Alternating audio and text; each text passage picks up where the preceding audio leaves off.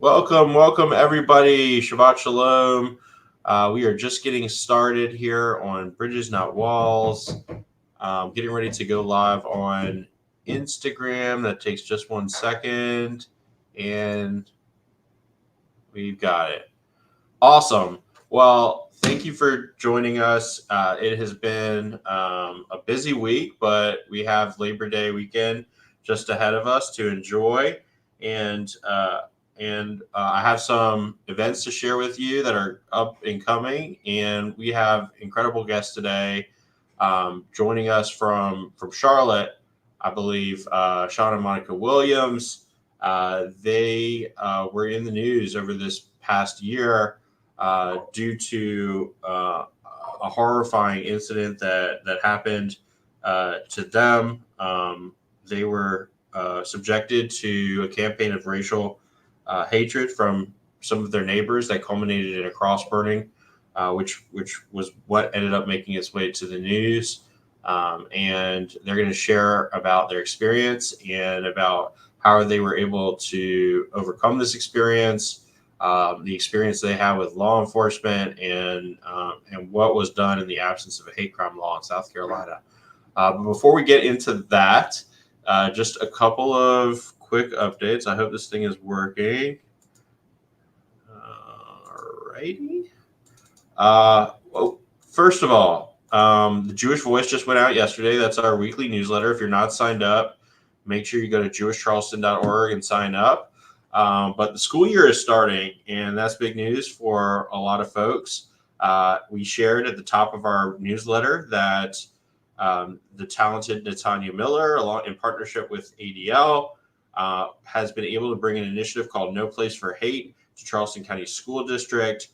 This means that students are going to be leading programs about hate throughout the Charleston County School District. It's a student-led program, and the ADL and Charleston Jewish Federation will be providing support. In addition, if you have students that are going back to school and you are concerned that they might not be able to get off for the high holidays, which are coming up at the beginning of October, we've drafted a letter that you can use to let teachers and administrators know about high holidays and what they are, and basically why students might be missing class or why they might be fasting on Yom Kippur, etc. And then, in addition, there's a letter that you can share with your employer.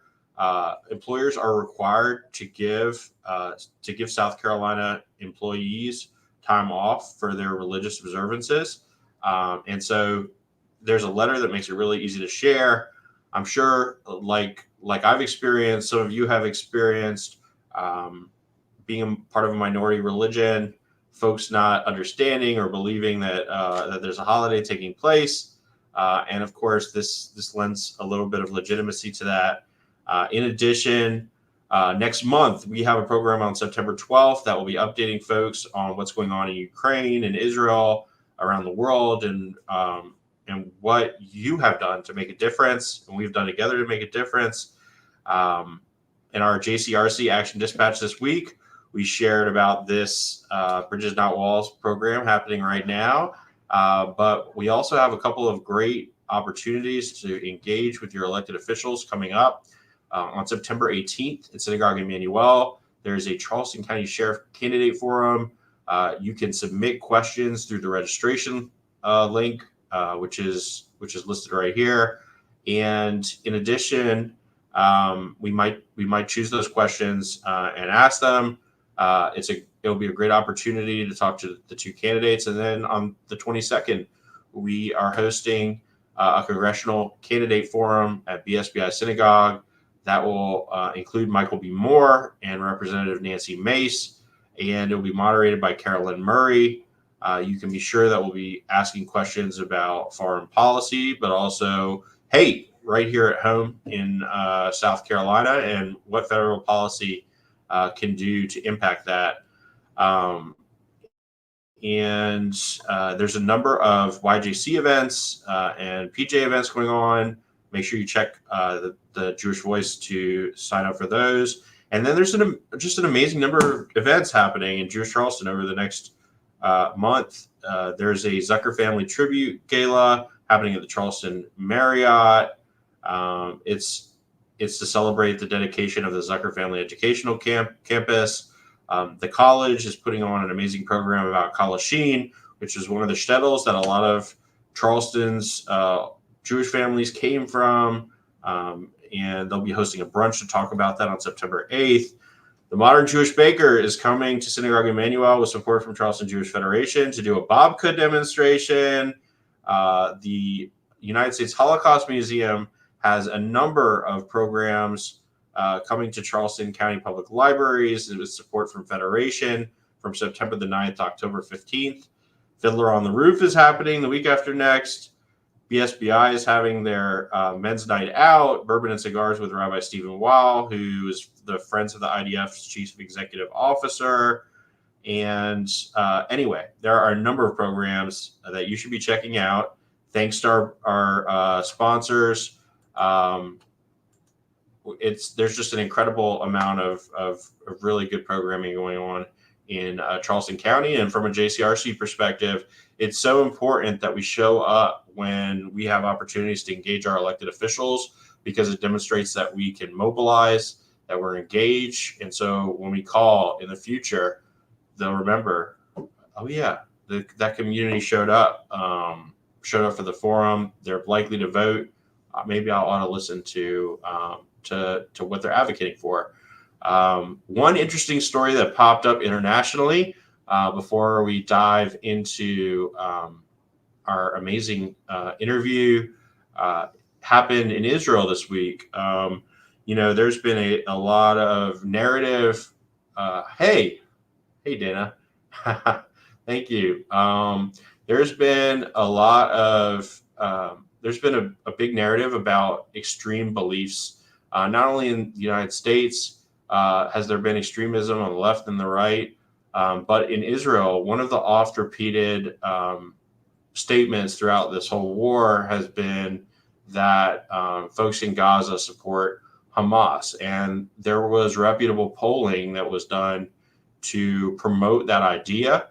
And then yesterday, in an operation, the IDF actually uncovered documents that showed that this who people thought was a reputable pollster of Palestinian politics was actually forced by Hamas to release false information. So it turns out that most Gazans did not support what happened on October 7th. Most Gazans do not support Hamas. Most Gazans do not support a militant solution to their conflict with Israel. They support peace and negotiation and a political solution.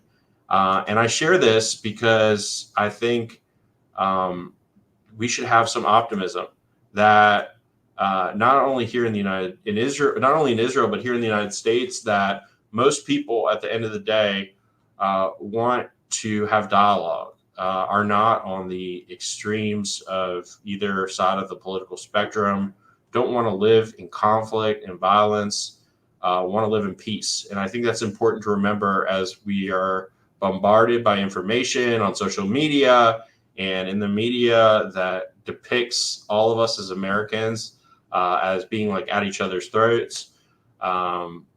That most people are somewhere in the middle and aren't extreme. So I think that's important to remember, and to take information sometimes that we receive with a grain of salt, as we should have when we receive these original polls from Gaza and the West Bank. So having said all of that, it will be no surprise to anybody here in Charleston and around the state that's watching that one of our top priorities throughout the past 3 or 4 years has been passing a hate crime law in South Carolina. And this has been a priority not just for the Jewish community, but also in partnership with every targeted minority community and South Carolinian group with of good conscience. And that drive comes from a lot of places. First, we have a history of racial violence in this state and throughout the South that goes back to time before the Civil War, before the Revolutionary War, and even in my grandfather and my mother's lifetime, they grew up in South Carolina that had Jim Crow enforced by law, where lynchings took place, extrajudicial lynchings took place, and it's something that South Carolina is still reckoning with. Try to close some things. It looks like I froze. Huh, George. All right. Okay. Hopefully that's better. So South Carolina has a long history of racial violence, but even in recent years, we have seen incidents of racism, anti-Semitism, anti-LGBTQ violence here in Charleston and throughout the state. And we have been making an argument as a Stamp Out Hate Coalition for a number of years now that hate hasn't gone anywhere, and that we encourage the presence of these hate groups and these actions by not having a hate crime law, by being one of 2 states in the country that don't have a hate crime law. And that's one of the big reasons that we advocate. Obviously, also Charleston was home to one of the most horrific acts of racial violence in modern times, when in 2015, Mother Emanuel Church was attacked by a white supremacist who had also scoped out synagogues. We've had a number of incidents since then, and that's the reason why I really wanted to bring on Shawn and Monica Williams today, because one incident has stood out over the past 2 years in the news, and that has been a horrific act that occurred on their property shortly after they moved to South Carolina. That drew a lot of attention as we were in the waning hours of the last legislative session, advocating for a hate crime bill. So without expounding anymore, I want to bring on Shawn and Monica Williams. Welcome. Hello. Good afternoon. Good afternoon. Thank you for having us. Thank you so much for joining us today. Can you see me all right? Yes. Okay, great.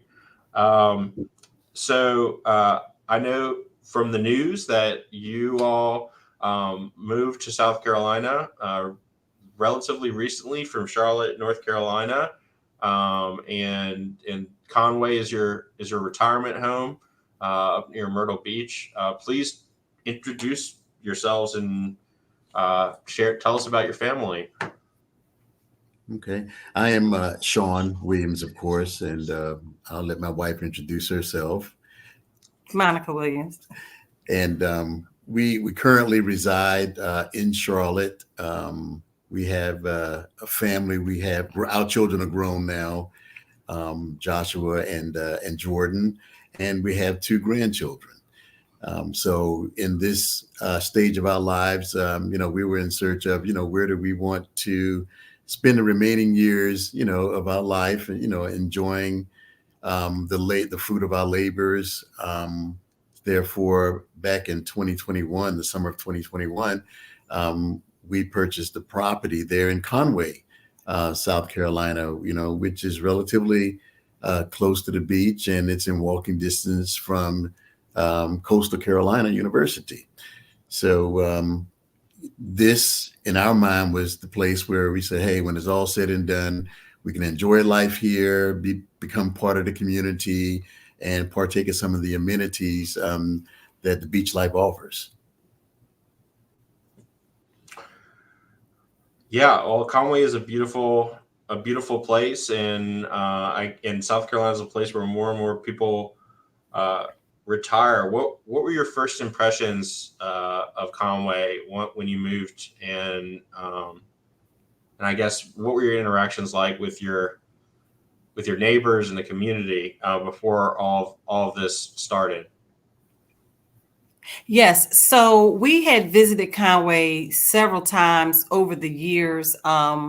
We just fell in love with the downtown area of Conway, and the main street that they revitalized down there just had a really nice vibe to it. And Shawn and I both are very, not to toot our own horns, but we have a lot to bring to the community. We're very cultured, we're diverse, we are very talented and highly educated. And we were like, this is perfect for us to give our, our all for somewhere to retire. And we have been visiting Conway for quite a few years. We had got our realtor, and we were ready to make the move. The interest rates were amazing at the time, so we just felt like this is it. And our house came our way, and we were beyond excited to finally find a home that would be enjoyable by our friends, our family, especially our grandchildren. Our oldest grandson is actually a senior now, and very interested in coastal Carolina. And one of the goals was, he actually can ride a bicycle to the campus from the house, and Wow. we were really excited about that. So now that has really been stripped away for the moment, because we just can't take a chance on any harm or danger coming to him with the campus right there, and with everything that has happened. So we just are not comfortable with him attending the university at this time. Well, I don't think anybody can blame you. So you moved to Conway, you got the house that you were looking for, and obviously you had some difficult neighbors. Like, what were your first indications that that all was not well with people who live next door to you? Well, let me just say this, Brandon, that in the community itself, it doesn't have an HOA. So there are about 15 or so homes in this particular area here. And we happen to be the only family of color in the community. So, everyone has been, rather cordial, rather friendly. We begin to, meet friends, meet our neighbors there.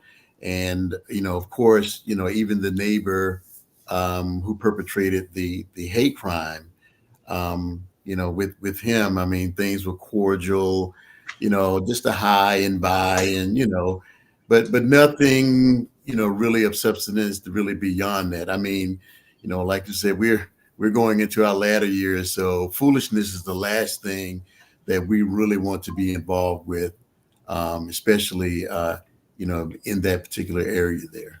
Yeah, and I guess my intuition, I could feel vibes, like, okay, um, that something in the milk wasn't clear.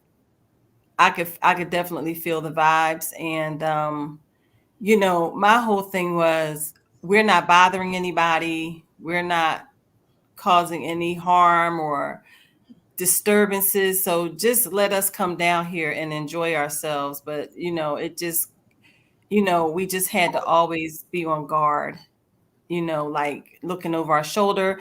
At the time, our dog Molly, she passed away this past spring, but she was so rambunctious, and our fear was her running into his yard, like, oh my God. I mean, she wasn't vicious at all, not vicious. She was a little tiny thing, but I just didn't know what would happen if she got over there. And it was just nerve wracking to have that feeling. So you could tell something with your neighbor was off. Something was off. Definitely off. Shawn has always been benefit of the doubt type of a person, and I think that's why we gel for so long together. I'm more have my guard up. And then I think a mix of it is us being former military. We kind of blend that together to kind of make that balance with us. Thank you But for your service. pardon me, I'm sorry. Thank you for your service. Oh no, Yeah. yes, Thank thank you. you, thank you. And so yeah, so and just I think a culmination of us being parents, being grandparents. I'm a teacher. I deal with so many personalities with parents and extended family members trying to parent their grandchildren and raising their nephews and nieces. So I run across a lot of different adults that are raising kids, and I've worked with. I actually did the math one day. I'm like, wow, I have educated like thousands of students in my career, and so I have seen a lot with personalities with children, and then I could just tell something was off from that. And even now, I run into my students that are in their 30s, and I'm like, oh my goodness, where'd the time go? And I can still remember them being 16, 17, 18, and being those ages, and seeing their personalities develop, and trying to get them on the right path. And I could just tell he just you know I work in a high risk population with students, so I could just feel their vibe. Like, okay, I could picture this kid being in the principal's office, or something to that effect. And so, so this particular neighbor, I remember that you mentioned to me on the phone that that some of your other neighbors had warned you about their Yeah, behavior. about the recommended defense. Right. Thanks. The neighbors actually, recommended us putting up a fence. I mean, they really encouraged us to, put up a fence, but fences are fine, and fences are not so much to keep folks away, but also to protect folks as well. So Yeah. from a point of protection, we had a fence erected because, again, we have a dog. We have a new dog now, of course, and we want to give little Marley a chance to just run around and be free, and free from harm and danger that we can control. But outside of that, it was during that time that all of a sudden things went from suspect to bad to really worse.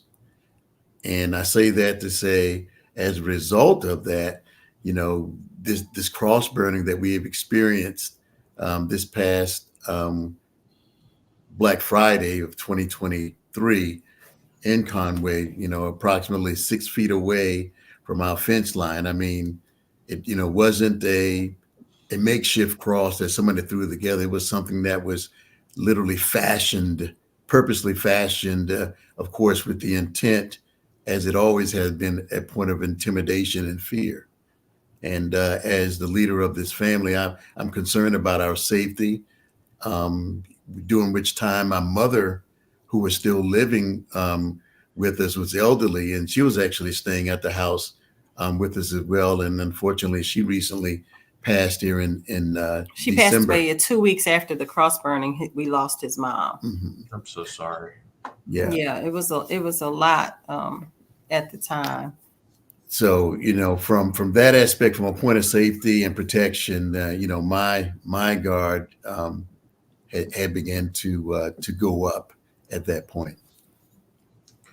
Well, I'm sure, and I remember reading in the article that this cross burning wasn't the only incident between y'all that indicated that your neighbors were trying to racially intimidate you. Yes, so it was name calling, a racial name calling, just making us feel uncomfortable with actions, stares, trying to make it about the property line, and harassing our workers that we had hired to come to the house. And then they were they were upset, and it was just one incident after another with those things going on. And I think, for me, it was just the whole mental disbelief of it all. But I think also for me, and I've said this before, I just felt so disrespected. Like, I just felt like I don't know what more I have to do as a person of color to prove that I belong in this world, in this town, in this country, whatever. I mean, how many more college degrees do I have to get? How many more, certifications do I have to earn? How much more military service do I have to serve? And it's still to have this young person disrespect both of us and my whole family, because my whole family was there to for the when this went down.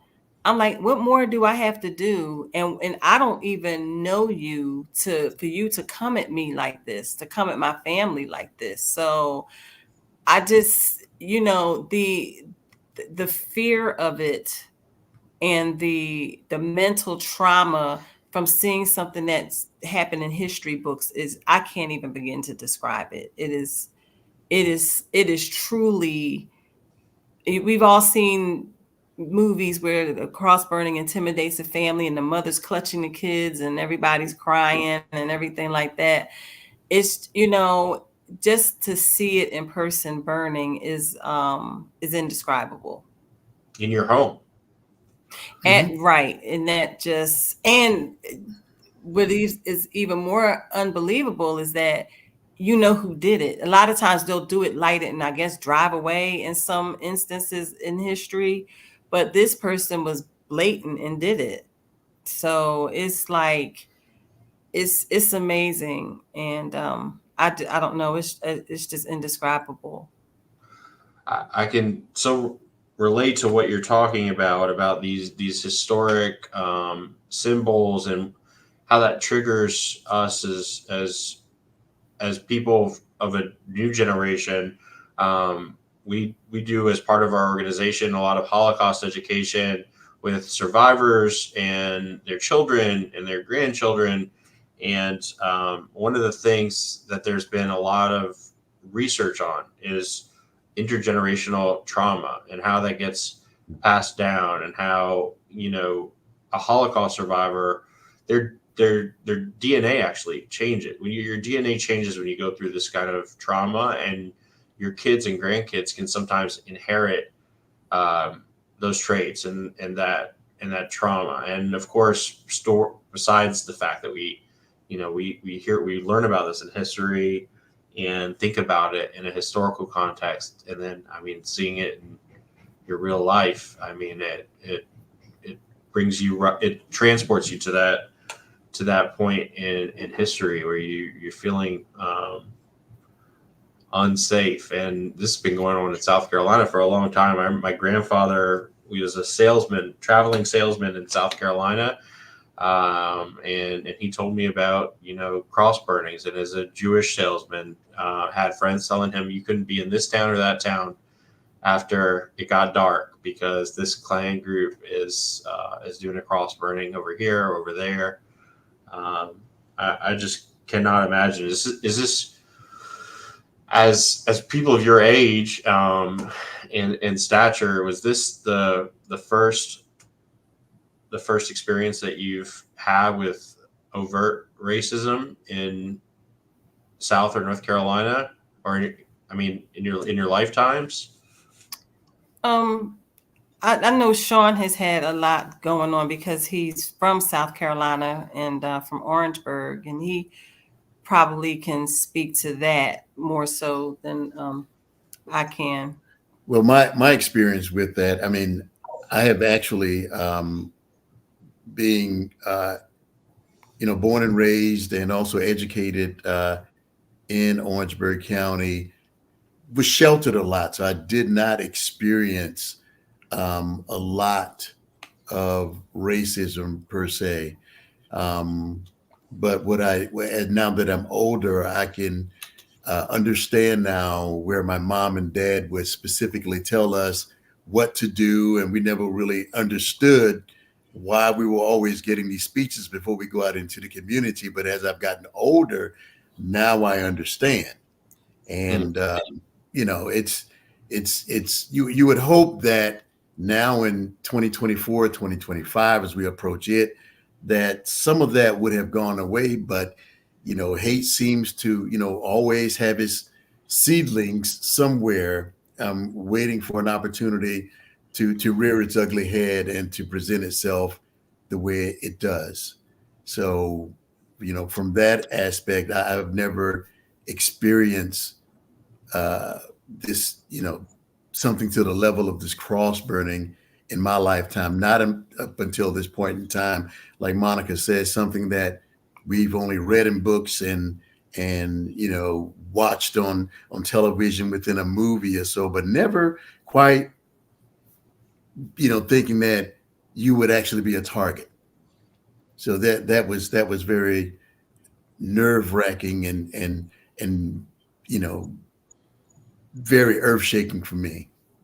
And also, I think for me, I think racism is just so quiet as far as, and what I mean by that is it's not going to be, this was so blatant, but experiencing racism definitely saw it in the military, promotions on your job, or if there's a vacancy that comes up that you're qualified for, but it's always maybe a white person always gets the position and you don't. Right. So it hurts because it's like, wow, I have just as much experience or just as smart as this person, and you truly have to make your own path instead of following one, because a lot of times the opportunities are there, and you just have to really, really prove yourself. I call it the Pinocchio syndrome. You have to prove yourself worthy and true, and hopefully the blue fairy will come along and turn you in, and come to the rescue of the day to make it real for you. And sadly, we're giving our grandsons the speeches now. It's really crazy. I'm like, you can't do everything that, or walk a certain street or go a certain place that everybody else is going to do for your safety. You're going to get, treated differently. If you argue with that waiter or waitress, you'll get treated differently than if somebody else does it. So we have to give them the speeches. My grown son, who's about to be 38, I gave him a speech. He flew the other day. I said, listen, when you go through that airport, he's moving back, Mom, come on, I'm grown. I'm like, I get it. But, just because I know the TSA lines were long and everybody, the whole, how that goes. It's the frustration of going through the airport. But I told him, keep your cool going through the airport, that, whatever, because they're Black males. And, I've talked to people who are in interracial marriages and they have a biracial child, and that's when they get it. They're like, I get it. Because my son came out really dark. I get it now. And I'm like, that's what I'm talking about. 9 o'clock, 3 o'clock on the steering wheel, you get pulled over. I mean, it's a sad state of affairs. And unfortunately, they don't see, in the words of Martin Luther King, the content of my character. That's just out the window. That's not what's seen. So yeah, it's really, really sad. And I blame parents, because this stuff is learned, and I 100% blame the parenting, because this is your doing as a parent. You fail to introduce your child to diversity and inclusion. You fail to take them, places that would show diverse and embracing other cultures. And you probably had conversations behind closed doors that encouraged and enforced being, a racist individual. So I blame parents, and it's a sad state of affairs. Well, it seems like as a society, we took like several steps forward over the past 10 years with in a couple of big waves, talking about systemic racism, talking about privilege in our society, and now certainly in the South and in South Carolina, there are a lot of efforts underway to pull back, to suppress efforts, DEI efforts, to censor our history, so that it doesn't make students feel uncomfortable about their own their identities as white students. They canceled AP African American history in South Carolina public schools. To what extent do you think the education that our kids are getting have to do with their attitudes as adults, and whether or not they perpetuate this kind of structural racism? Yeah, as a teacher, I'm gonna tell you that the kids want to know. I don't know who these adults are speaking for the kids, but they see through it. Like they're not fooled, and so a lot of kids are dating outside of their race too. So you're not going to stop it. Is that the next thing on the agenda? Well, you can't date this person because they're this, race, creed, or religion or whatever. And if I'm not mistaken, there's still some states that have interracial laws on the books. They've just never been enforced because of, times have changed somewhat. But I think a lot of those laws are still on the books. But the kids are very well aware of it. That, hopefully, legally it will be changed back so the students can learn in the classroom. But I encourage parents to, let kids read certain books. Let them, and I encourage teachers homeschool, like offer homeschool classes, a history homeschool class where they don't have to be taught it in public schools. A teacher, that could be her little side hustle, that has her degree or her master's in history. Listen, I teach the real deal from beginning to end. If you want to enroll your child, you can. It's just learning. And how are we going to know where we're going if we don't know where we've been? History is a blueprint of mistakes a lot of times, and we can see the mistakes and what went wrong and know not to do those things again. And it's it's crazy. Like who does that? So if teachers, and I'm urging teachers to, and I'm a health educator and PE teacher, so we've even been stopped from talking about certain things in the classroom as well.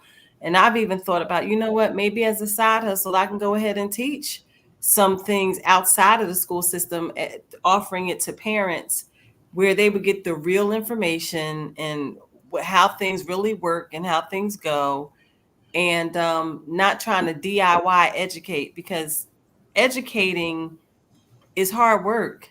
It's hard work being a teacher and trying to, let kids embrace and learn. It's a skill to it, and we're all a product of a great teacher, that where you got it, you're like, oh gosh, I get that, because teachers are trained to do that. It takes patience to work with little kids, middle schoolers, high schoolers, and you have to, wrap your arms around the parents as well. And that's why schools exist, because teachers are gifted to be able to educate. So why you would want to take that away is beyond me. But teachers have the power. Get a side gig and teach it.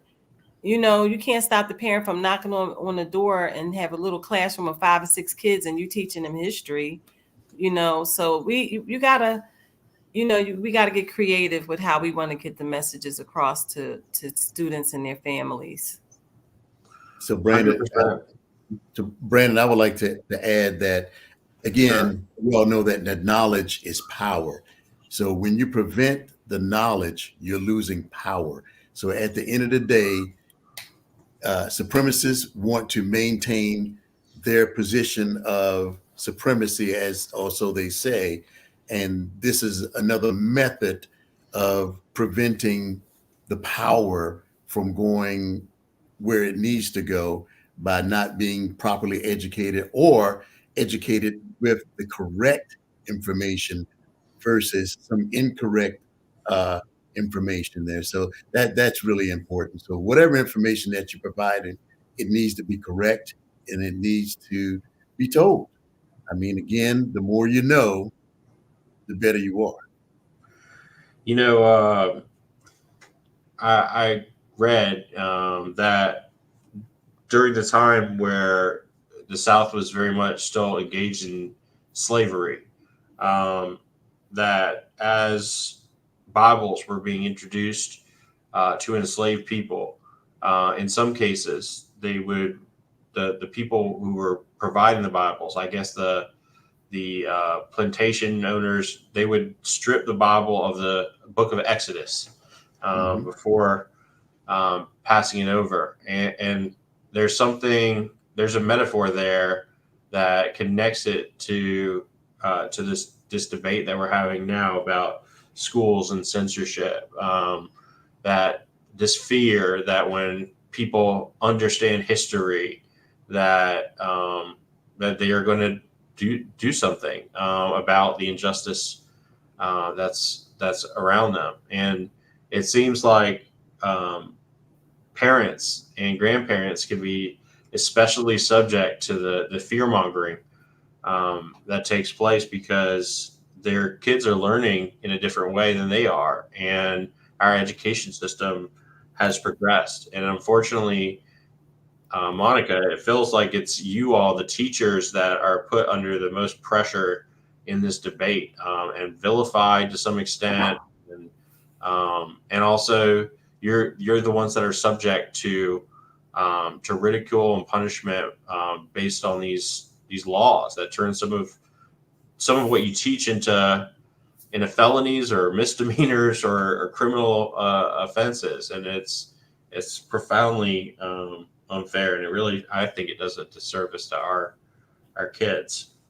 Um, I'm hoping that you all can share. I think one of the things that we talk about all the time when we are advocating about the absence of a hate crime law is that disproportionately, so hate crimes are different than regular crimes in that they have a different impact and an intent. They impact an entire community and strike fear in the hearts of an entire community as opposed to just one person. And the intent is matches that impact.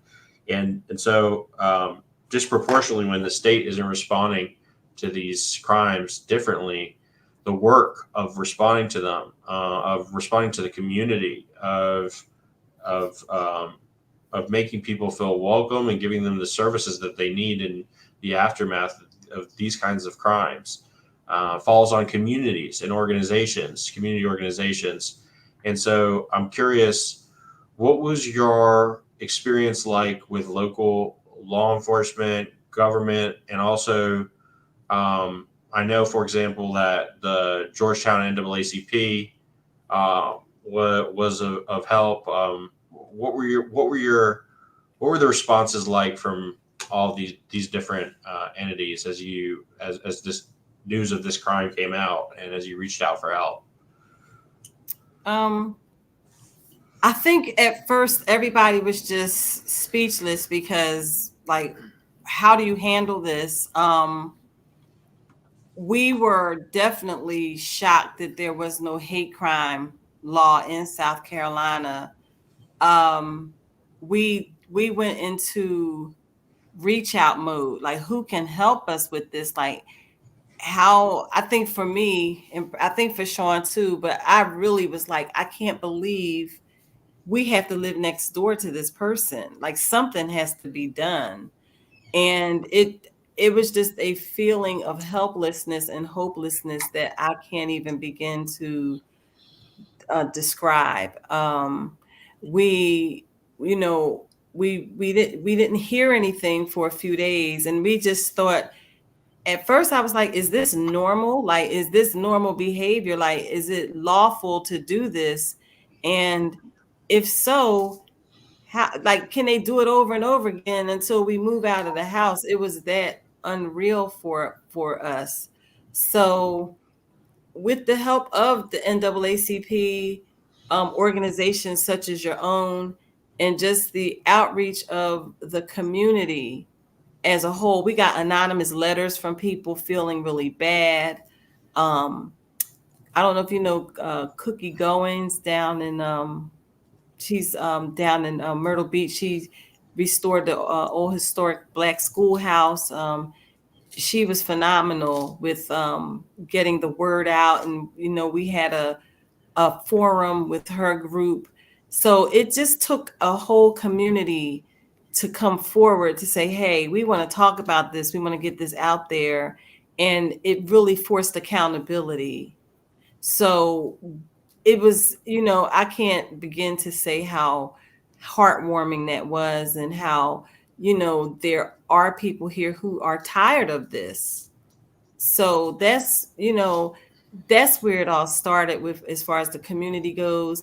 Um, and then after a while, Horry County Police, the sheriff's department, they reached out and wanted to get to the bottom of it, and that's where everything started from there. The different media outlets. I mean, people came out and just whatever we can do. How do we get educated about the hate crime bill, the hate crime laws, and whatever we need to do to write letters and things of that nature. So we really felt so much embracement from the community in itself to help get us through this. And And that, so, go ahead. I'm sorry. No, go ahead. I say I echo what Monica's, already said. And again, we have found allies within the community who support our efforts, to the point where now Monica and I have been by, de facto. You remember 9 years ago, of course, down in Charleston, you already mentioned about Mother Emanuel and what occurred there. So now we have been like kind of pushed up front to help drive the point home to our legislators that there needs to be a hate crime law on the books. I mean, how much more needs to happen? I mean, for that to go in place. I mean, where is your heart? Where is your heart? Treat me as a human being first. That's the first thing that you see. Treat me as a human being first. Get to know who I am. Let me get to know who you are. And I'm sure, during our conversation, or many conversations, or even to the point of breaking bread, that we could all find some common ground to understand that, hey, this guy and girl are just like, I do. I want great schools for my children. I want to live in a safe community. I want to, serve my country without looking over my shoulder. We all want to do those things. So what is it? I mean, perhaps it's something really traumatic, as you already mentioned, that has been perpetuated and passed down from generation to generation. You feel as though you have to maintain that in order to still belong to this particular group that you belong to, that you continue to associate with. No one wants to be an outsider, so we go along to get along. Who's going to be brave enough to step out and say, hey, guys, girl, this is wrong, and we need to do something about it? Mm-hmm. So you reported this incident to law enforcement, and obviously found out there's no hate crime law in South Carolina. What were they able to do? And I know the FBI ended up opening an investigation as well, or the U.S. Attorney's Office. How did that all play out? So as a result of that, now knowing that South Carolina does not have the hate crime law in place, the culprits were only charged with second degree harassment, which was $500 and then out the door for bail. My statement was in that they do not need to have that opportunity to do so. But again, there is not enough laws on the books in the state of South Carolina that would lend itself to this hate crime or any hate crime of this nature. As a result of that, through the NAACP, we were put in contact with the FBI and then the Civil Rights Division of the FBI.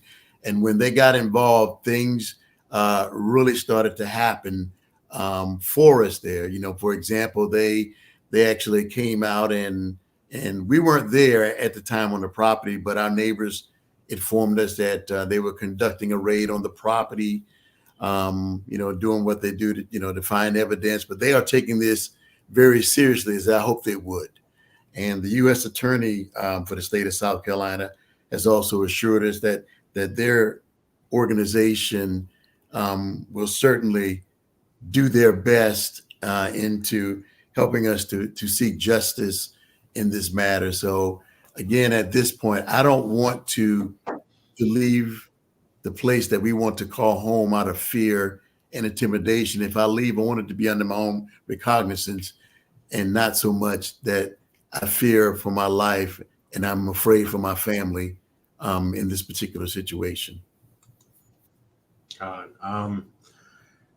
So I understand they were able to evict your neighbors through some kind of legal mechanism. How did that work? So it was an injunction that was drawn up and put into place by the solicitor in Horry County. And what it is that it's usually something that's used for drug dealers, prostitution, when the house is a nuisance for those things. But they proved that this was a nuisance and disturbing the peace, and so many 911 calls have gone out to the house because of their behavior. So the injunction we won. It was successful, but it only keeps them away for a little over a year. So this spring, if they choose to, they can come back to the house. So that has really weighed on our hearts and our minds very, very heavy. And we just don't know what we're going to do with that. If they come back, we just don't know. It's heartbreaking, and it makes us very sad, and we're worried for our safety. Because they have the potential to cause us bodily and physical harm. So that's that's a huge concern for us. We don't know if it's going to be retaliation. You know, it's just very heartbreaking, and yeah, I just don't know what we're going to do. I mean, I guess that answers my question. My next question, which was going to be, do you regret making this move to Conway and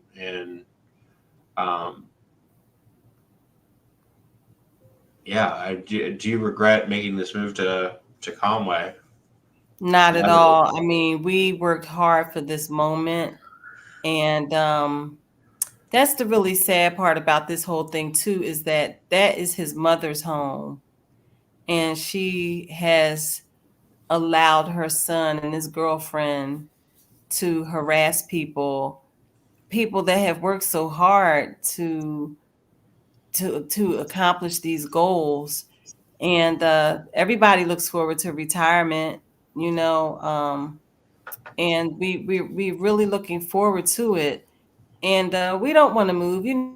Buying a home is stressful. Looking for one, and meeting a realtor to let you in and look at it, and getting approved, and it's just a lot. And just the mental stress of having to go through that again is just overwhelming.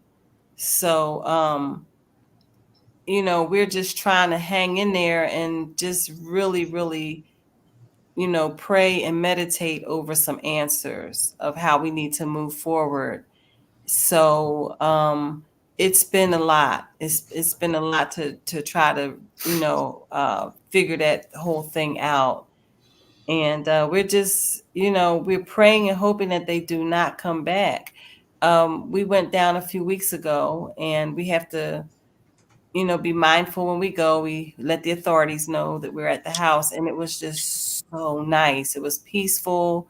But we were still on our guard. Every little noise, we're jumping, and our new dog, Marley he's very, very attentive and kind of, when he hears something, I'm like, oh my gosh, what is he doing that for? We're looking outside, to see, then when the floodlight comes on, the motion light comes on, we're like, oh my gosh, so that's not a good feeling either, when we're there to feel so jumpy and paranoid, it's really creepy to feel that way in your own house, that some harm could come, so I can't even it's imagine. yeah. I can't even imagine.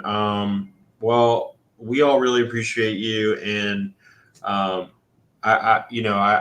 sure that you saw, as soon as this story came out in the news. I remember, I called Pastor Manning at Mother Emanuel Church, and Chase Glenn, who's the local executive director of Alliance for Full Acceptance, and we tried to take the opportunity to issue a joint statement between the Jewish community of Charleston, the Black community of Charleston, and the LGBTQ community of Charleston, which are not mutually exclusive. I should say they're blended into each other, to speak up about this cross burning and the need for a hate crime law. But I hope that you all know that, you have a lot of support from every community, from every group. We are in solidarity with you all and here to help in any way that we can. And certainly, this upcoming legislative session is going to be another one where we leave it all in the field trying to fight for a hate crime law in South Carolina. We're just going to keep pushing until there's a window of opportunity open and it gets done. But I've had several people ask me in the comments section here, what more could we be doing as allies, as a Jewish community, to support you all, and to help educate folks about why we need a hate crime law in South Carolina. It's the little things. I mean, we all have communities that we're associated with. So the moment you hear conversation and you know where the conversation is going, you need to step in immediately. It's like, okay, let's talk about this. Why are you saying this? Why are you feeling this way? And set the record straight. Because if you continue to allow that to happen, you're only becoming complicit in supporting whatever that conversation is, from a negative aspect. However, you can then turn that around for a teaching point and just to give people the facts. And right now, within the world, we're challenged with the facts. Okay, so there's a lot of misinformation in the communities today, and we just need to be able to set the record straight as to what is really happening and how it's affecting us, because it not only affecting us mentally, emotionally, but across the state, it could affect us financially. Because if I was a owner of a Fortune 500 company, maybe I would consider South Carolina, but then maybe I won't. Just for that simple fact, you don't value your people enough to protect them, even with a piece of legislation called the hate crime bill. Again, I'm not naive to understand that even with a hate crime law on the books, that will stop hate. No, people are going to feel the way they do. However, if your hate crime law has teeth in it, people will have second thoughts about carrying out specific actions against their fellow man, against their fellow women, because there will be consequences and substantial consequences that they have to deal with at the end. So unfortunately, it's out there, and unfortunately, you have to have this law in place. So again, anything that you can do by contacting our state senators, contacting our state House representatives, and even the office of the governor. Everybody needs to know that it affects everyone, because it won't be long more. For example, if the governor, maybe his grandchildren might be involved later on with an interracial relationship, you just don't know. So how about let's get this in place because love spreads, but hate is the destroyer of things. And I just want to add to what Shawn said as well, is to just be diligent, and if you see things, and stop people in their tracks, say, hey, that's not cool, or just get the word out that South Carolina doesn't have a hate crime law. A lot of people don't know that still. Sometimes we'll be talking to folks and they're like, no, we don't. I'm like, no, you don't. And I had sent you a picture, Brandon, of Shawn and myself. We went to Wyoming, and they don't have a hate crime law either. And we went to Wyoming earlier in 2023, that spring, and then this happened to us in South Carolina in the fall. I mean, yeah, for Thanksgiving. So it's just amazing that we visited Wyoming, where it's not a lot of people that look like us out there. That was, and I have a little funny story with that, because when we got off the plane, the stairs actually go on the runway, and I was like, oh my gosh. And it was a little black guy pushing the luggage things, and he saw us, and he was like, and I was like, because he was excited because he saw people that looked like him, and so we didn't get to talk to him or anything, but that's exciting when you see people that look like you. It's not about being racist or anything like that. It's like, hey, what are you doing out here? So, it was just hurtful to find out that Wyoming doesn't have a hate crime law either. It's really sad. And I don't know why it takes pulling teeth to get such a law passed and what the big deal is, but yeah. So it's just been very interesting um, turn of events with this whole situation. We have started Peace After Fire. We're still working on it. We were thrown into this space. This was this was not on the agenda, but we've got to do something, because we have to think about these kids. We got to think about the babies, everybody, that they don't have to go through this. And we're truly been put in the forefront, and being the sacrificial lambs for this cause that we have been unintentionally introduced to. And we truly want to be a force to be reckoned with, that you cannot do this and expect people to sit back and be quiet about it. Well, I'll tell you that I was up in Colombia last year with, and we're going to have to close out in a second, but I was up in Colombia last year with Polly Shepard, who is one of the people who survived the attack at Mother Emanuel. Yeah. And we both testified, but she shared her story to the subcommittee, or to the Judiciary Subcommittee of the Senate. And it was heart-wrenching. And other survivors told their story. And I spoke with her after her testimony, and she shared with me that every time she tells the story, in her mind, in her body, she's transformed, or she's transported back to that experience, and it feels like she's reliving it every time she shares her story. And that the only reason why she does it is in hopes to make South Carolina a better place, to pass this law.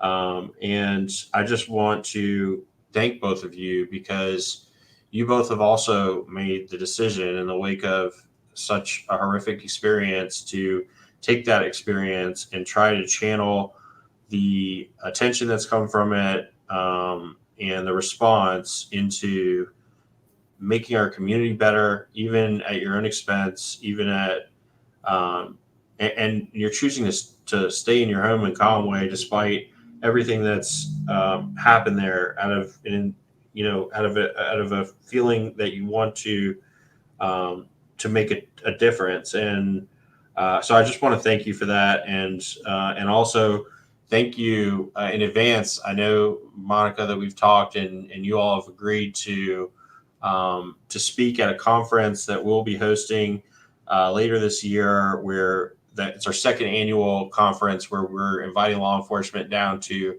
Charleston to give them tools in their toolbox to respond to hate, and they get training credits for it, but it's an opportunity for leadership to hear about what's actually happening in South Carolina and ways that they can and make a difference. And then you're going to be the first to hear this, but with our coalition that we formed to advocate for hate crime legislation, Stamp Out Hate, we recently received as an organization some Department of Justice grant for community-based approaches to responding to and preventing hate crime. And I think in the next year, we're going to expand the efforts of our coalition to not just include advocacy, but also to consolidate resources to report, respond to, and track hate, so that people who go through experiences like yours can get very quickly connected to organizations and services that can help. I hope that Peace After Fire will take part in that effort, and just thank you so much for giving us your time today. Is there anything that you want to share that we haven't talked about? I just want to, on behalf of Monica and our family, I just want to thank you, Brandon, for allowing us to be a part of your platform, to get the message out that there are people in the community that support us, and that, hey, we're here. We, like Monica said, we didn't choose this; it chose us, and because of that, we feel divinely inspired to continue to move forward in this fight. Not only justice for us, but justice for the state of South Carolina, and just recently for the 9 members of Mother Emanuel who were massacred. So we believe it's going to come into fruition. We just got to stay the course, and we have to stay focused, and hopefully along the way, some of our hearts and minds will be changed, and that a hate crime law will be in place. And South Carolina will certainly be a place where, what's the slogan? Beautiful places, smiling faces. Yeah. So hopefully it would lend itself to that particular mantra. That slogan just freaks him out because it's so opposite of what happened to us. And you got to kind of laugh at some of this stuff sometimes, and I totally agree with Shawn. I mean, I love him so much. He has just been really strong through all of this, trying to, keep everything gelled together with so many personal things that are going on as well. But he loves that slogan, and it's just so not what a hate crime bill is about. Like, how can you say that and don't have a hate crime bill? So yes, we truly appreciate the support, and we really look forward to coming to support in November. Well, South Carolina's motto is actually, "While I breathe, I hope." And so, while we continue to breathe, we will hope that this happens, and we will act to make sure that it does. And I believe that it will happen because, and Senator Davis, who's a Republican in enthusiastic support of hate crimes legislation, is fond of saying, when he's talking about the hate crime bill, that our laws don't necessarily stop people from doing anything, but right. But they're a reflection of our values as a society. Mm-hmm. And I think you'll agree from your experience in talking to Conway. I've certainly seen in this fight for a hate crime law that most South Carolinians reject this kind of behavior and support a hate crime law. And so I've got to think that at some point, hopefully in the very near future, our laws will reflect those values, and all these kinds of people, like your neighbor, will see it as a sign that their behavior and their presence isn't welcome in South Carolina. So while we breathe, we hope. And thank you again for joining me and us, and hopefully we can we can talk again soon. Thank y'all so much. Thank you so much. Thank you.